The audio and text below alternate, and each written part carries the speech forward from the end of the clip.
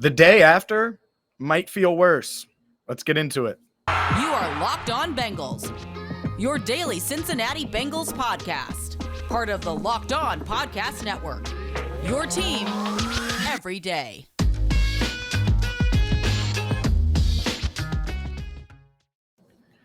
What up, Bengals fans, and welcome into another edition of the Locked On Bengals podcast. I'm James Rapien. He is Jake Liscow. And, well, admittedly, we're both gonna be your therapy, all right, for the next 15 to 20 minutes here on Locked On Bengals. So thank you for making us your first listen. Jake is in the airport, so if you're watching on YouTube, he's got to wear the mask and all that. There's gonna be people around him. There'll be some background noise. I'm still in Los Angeles, so I'm recording this outside. So at least there's good weather here where I can do that. But Jake, it's brutal. I think to answer my question for the YouTube audience, I think today it feels worse because it's you've had more time to process it and process just how damn close they were. And there were so many moments in that game. And if they go differently, one of them, the Logan Wilson penalty, the Tyler Boyd drop, the 3rd and 1. I know there were questions about where the ball was spotted. I know some thought that the Rams lined up in the neutral zone, like all of these things. And for this ride, right, this playoff ride that they have been on, one of those things has gone their way, right? Against the Chiefs, it went their way to win the AFC North. Against the Raiders, it went their way. And it just felt like it was going to end the way all these other games have ended. And instead, we're here. It wasn't a dream, and the Bengals lose in the Super Bowl. Yeah, we've been saying it wasn't a dream in a different way lately. Yeah. This time it wasn't a nightmare. It was real. You're right. If one thing goes differently, the short hot ball to Jamar Chase on the 3rd and 13 is another one.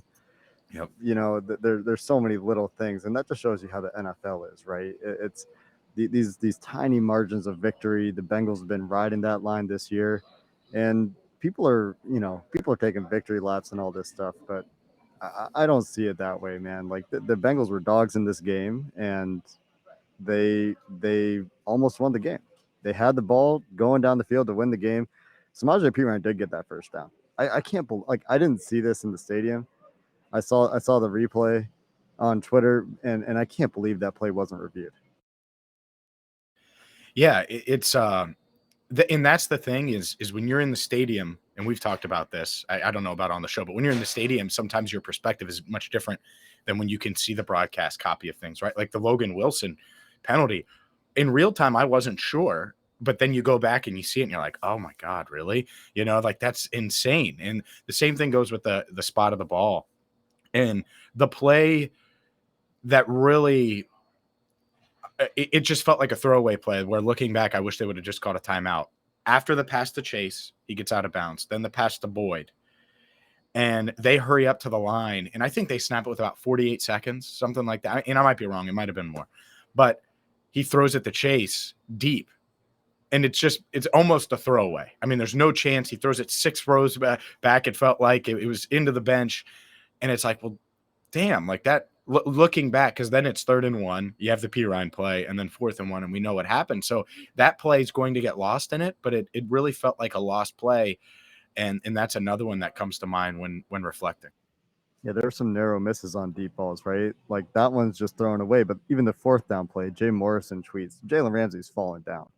Jamar Chase is behind Jalen Ramsey on that play. If Joe Burrow is protected on that play, if Quentin Spain doesn't start inside and just get beat like he didn't finish his drop before Aaron Donald beat him on the outside, and he could have hit Jamar Chase to win the game.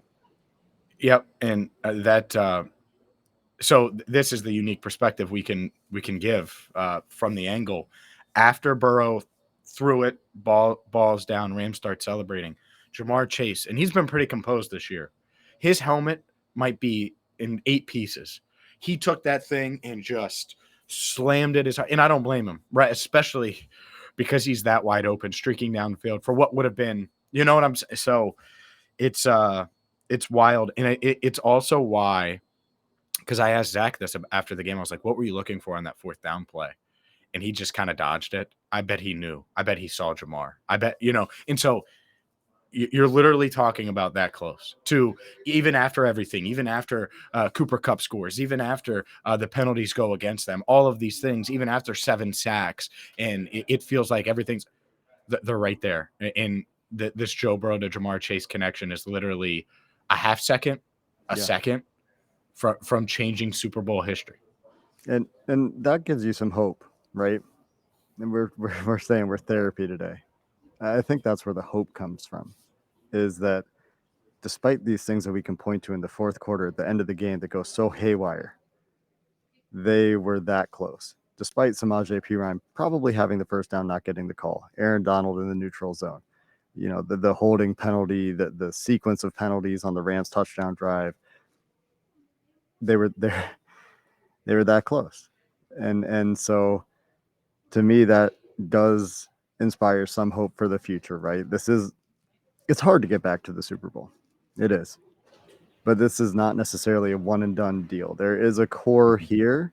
We talked yesterday a lot about how I don't think they can run the offense they want to run. And there are some clear things to fix, but the core is there. And I don't think you can dismiss this run as a fluke.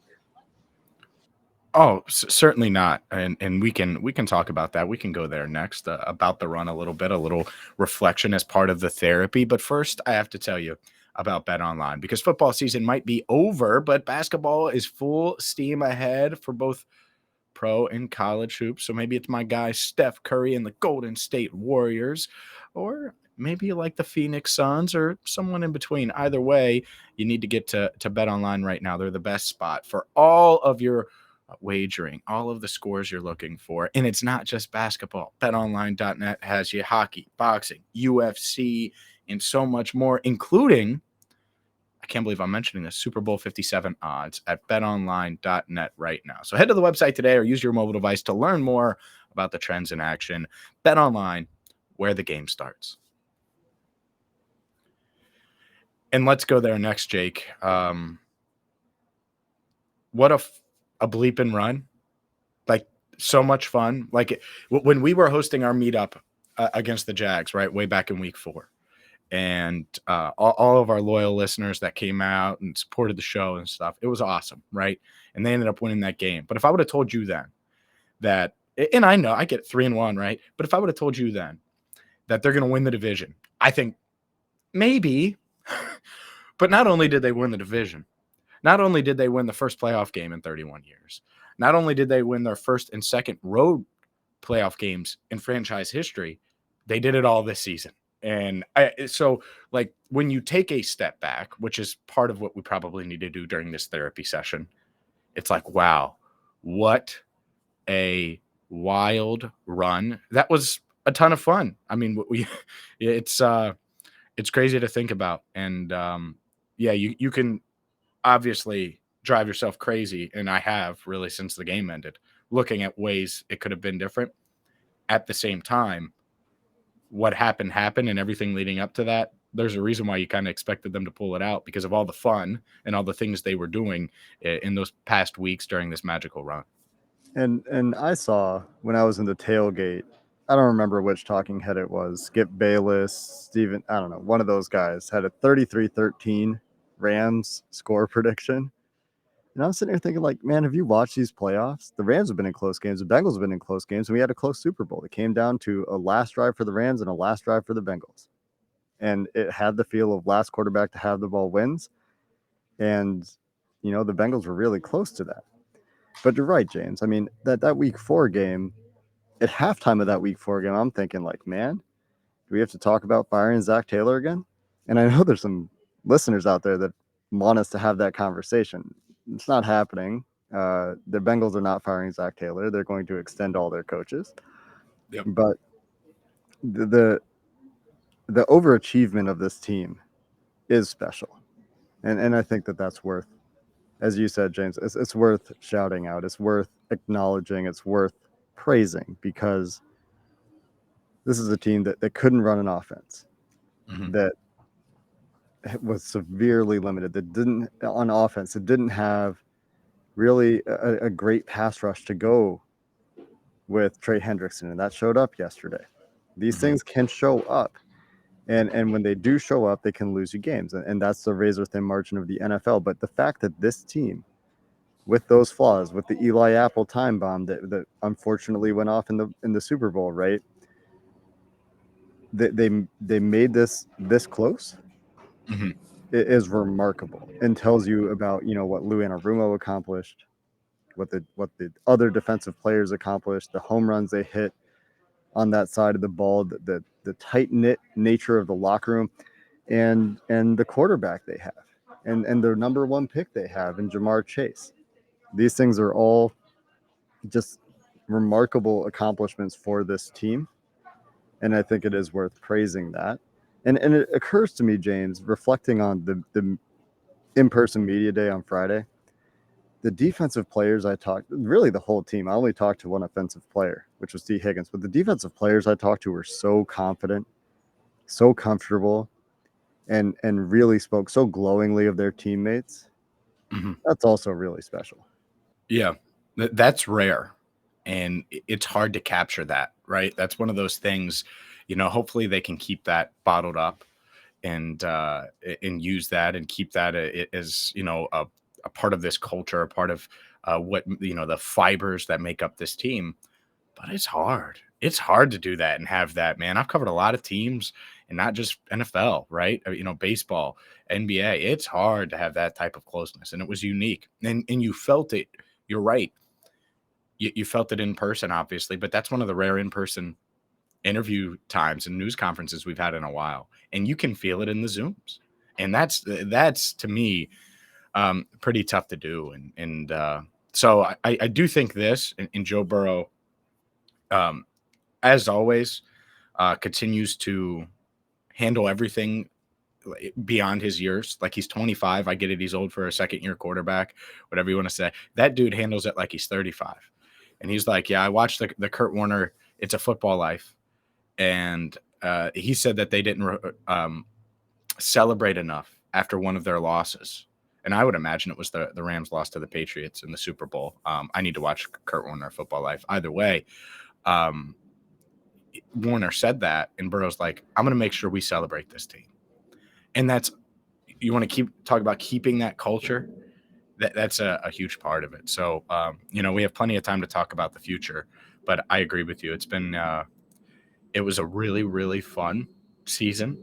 It was really cool to see all the Bengals fans get as excited as they were. I mean, every city, it seemed like there was more and more. I think there were more Bengals fans than Rams fans at the Super Bowl in Los Angeles. I think about that, especially with the way ticket prices were. And, this little Midwestern town, and I say that tongue in cheek, but little Midwestern town shows up and shows out, right? And people that are fans of the Bengals. So a lot to be excited about. And, yeah, that quarterback and that wide receiver combo, that's a big reason why. Yeah, I think that does really matter. I mean, I shouldn't go here, but really quick, like I just had this thought that, hopefully that bond that they have and Joe Burrow's leadership and his reference to that football life thing, like that direction could be enough to keep the core together, to keep the culture strong. Because it's hard to bounce back from a Super Bowl. Think about how you're feeling right now. Not you, James, but you, the listener. Think about how you're feeling right now. And then magnify that by what? 10,000, a million, whatever number you want to pick.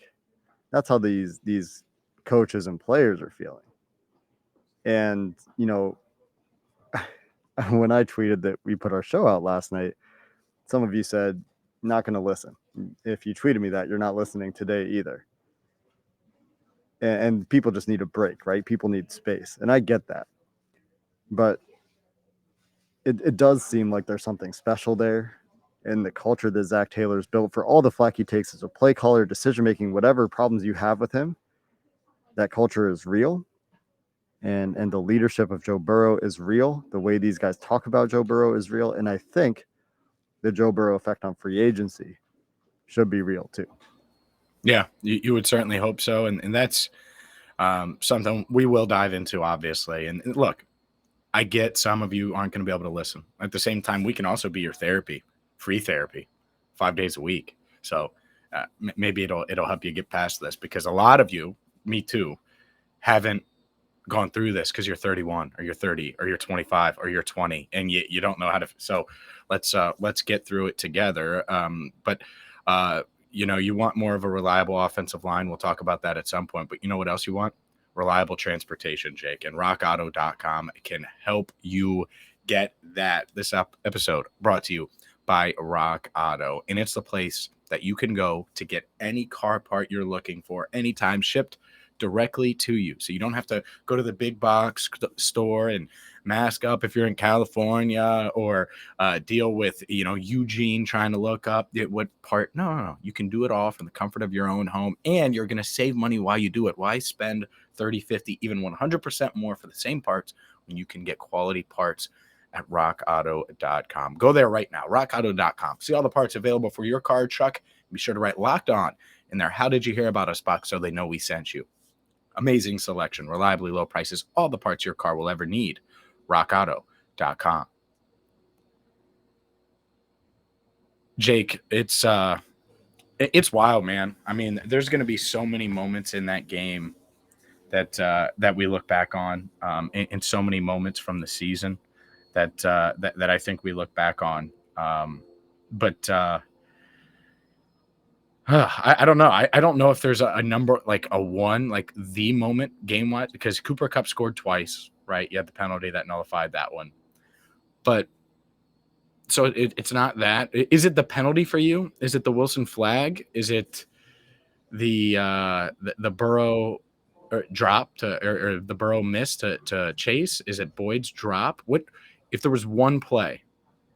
Which one is getting you the most? Me, I would probably say the Wilson penalty's tough. But the one that's more surprising to me is the Boyd drop, because it just doesn't happen. This dude's hands, like, he doesn't drop a ball in practice ever. So that's probably the one. And that's my guy. Like, Tyler, I've known him since he got into the league. I used to lean on him a lot when locker rooms were open and I needed audio, because I knew he would chat with me. And so, no, I'm not trying to be like overly critical. He's Mr. Reliable, literally. But my God, you want to talk about most surprising? I think that's probably it. Yeah, if it's most surprising, like Burrow missing placement on a few throws is like shocking to me. He hasn't done that this year. And his accuracy in this game was weirdly just not where it usually is. But yeah, the Boyd drop was shocking. But the play that stuck with me the most, and I haven't rewatched the game yet, so my answer might change on this when I sometime, get around to doing that. And that's going to be a painful experience itself. But it's a Logan Wilson thing, man. Like, that's fourth and goal from the 8 for the game, for the Super Bowl. And the refs suddenly throw a flag that they haven't thrown the whole game. And it's not even a penalty. And I'm not blaming the refs. Like, we talked about this a lot yesterday. Like, the Bengals offense didn't do anything in the second half. And so, like, if I have to pick a play that changed the game the most, I think it's that one. Yeah. Just because of the moment it was in. Like, maybe the Rams score anyway on 4th and 8, right? They missed a touchdown. Stafford overthrew, who was it, Van Jefferson in the back of the end zone on that first down. Like, that should have been a touchdown. It was just a terrible throw. But that play just set off a spiral. It set off a terrible downward spiral. Yeah, and the thing is they didn't have Odell in the red zone. That's where he's been so valuable. And sorry, by the way, to Odell, the feeling out for him. I mean, feel the condolences, whatever you want to say. He did suffer a torn ACL. That was confirmed on Monday. So, but they didn't have him. And so, like, 4th and 8, you take your chances, right? You try to bracket Kupp if you can and lock down Van Jefferson. The other thing, though, why is Eli Apple on Kupp? Just I never want that matchup ever in my life with the year. Think about that. Like, that's insane. And I get it. Eli Apple's been okay. And no, he's never, ever in his life should be on Cooper Kupp one-on-one. Never in his life. Never. And he was in the biggest game, in the biggest moment, on the biggest stage. Ugh. A couple times too. I think he gave up both touchdowns. And we shouldn't, like, Eli's Eli. Like, he came in and he did a good job for the most part. But you're right. Like, Cheeto was following Cooper Kupp into the slot at times. But for whatever reason, on this red zone play, they choose not I don't know about that one. Yeah. Especially with the way they're split. Like, that looks like a goal line fade pre-snap, and then it's a goal line fade. And, I get you can't call your timeouts on a stop clock, but, in that spot, and it's a tough spot because they kept giving the Rams first downs. But, you probably want to get your best on their best. Yeah. So that's another one. That's like the Mixon not getting the ball 3rd and 1. Feel the same way about Eli Apple. Even though P. Ryan got the first down. I'm not saying. I agree with you. I'm just you want to roll with your best. Yeah. I firmly believe you. Like, that looks clear as day to me on the angle that I saw. Yeah. And then that's the tough part too, is that they didn't take another look at it. And you certainly want to in that situation. Get it right. Yep. Yeah. All right. Well, that's your therapy session for today, Bengals fans. Make sure you make us your first listen. I know it's tough.